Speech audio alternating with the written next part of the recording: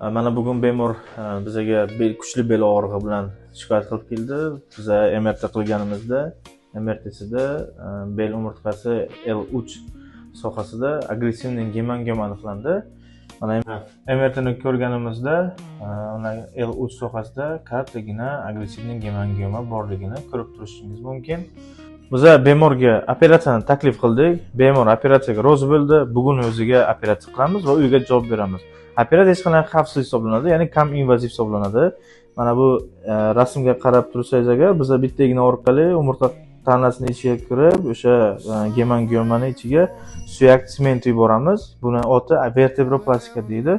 Va shu kuni o'ziga bemorni uyiga javob beramiz. Bu birinchi operatsiyamiz bugungi va ikkinchi rejalashtirgan operatsiyamiz bo'yin sohasida bo'ladi. Keling sizga o'zi MRTni ko'rsataman. Mana MRTda ko'rib turibmiz. Bemorda ikkita katta grija, ya'ni diz churasi aniqlandi. Bo'yin sohasida S5, S6, S6, S7 oralarida diz churasi aniqlandi. Biz bu bemorga ham kam invaziv bo'lgan operatsiyani taklif qildik. Bemor operatsiyaga rozi bo'ldi va bugun o'ziga operatsiya qilib uyga javob beramiz. Sizlar bilan yana buni ham videosini ulashamiz. Bizani kuzatishga davom eting.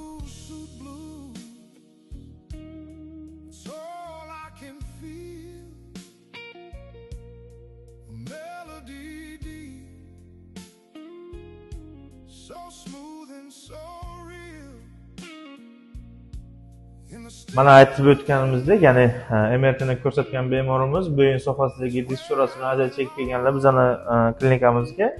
Mana hozir biz hech qanday kesmalarsiz diz churasini bitta igna yordamida kuydirib, og'riqlardan bartaraf qilyapmiz. Mana bizani operatsiya holatimiz. Mana bizani Kosmon apparatimiz.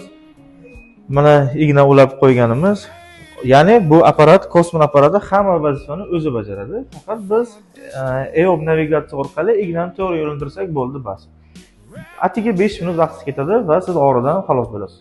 Mana bugun hozir operatsiya qilgan bemorimizni sizlardan fikrlarini bo'lishmoqchiman. Ya'ni o'zlaridan fikrlarini eshitamiz. Qanaqa holda kelganlar va hozir qanaqa holda turibdilar, eshitamiz.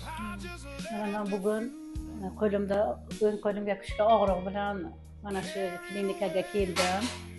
Bu klinikani avvaldan ham yaxshi bilardim. Vrachlarni hammalarini tajribalari juda katta. Shu uchun shu yerga keldim va adashmagan ekanman. Mana operatsiya bo'ldim. Mana hozir yaxshiman. Qo'limni qimirlatib, umuman og'riq yo'q. Bularga, vrachlarga rahmat aytamiz. Klinikaning bundan keyingi ishlariga hammalaringizga omadlar tilaymiz. Ishlaringiz o'ngidan kelsin. Sog'lik, sog' bo'ling. Rahmat. It's where